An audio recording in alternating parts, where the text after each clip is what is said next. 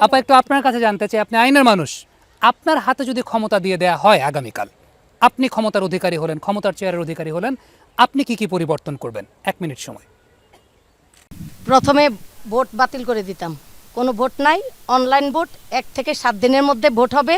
আপনার ভোটটা যেহেতু 18 বছর হলে সবাই আইডি কার্ডধারী হয়, যার যার ভোট অনলাইনে দিয়ে দিবে, কেউ কাউকে চাপাচাপি করবে না, অনলাইনে ভোট গণনা হবে, সরকার গঠন হবে। দ্বিতীয় নাম্বার হলো এই যে স্বাস্থ্যখাত, আরেকটা কথা শর্ট করে বলছি, প্রত্যেকটা স্বাস্থ্যখাতের চিকিৎসা ক্ষেত্রে সব জনগণ, ছোট বড় সব জনগণের জন্য যেন সমান চিকিৎসা ব্যবস্থা থাকে এবং ডাক্তার বাধ্যতামূলক থাকতে হবে এবং স্বাস্থ্যখাতটা যেন বিনা পয়সায়, যেহেতু এই সুবিধাটার জন্য সবাই পায়।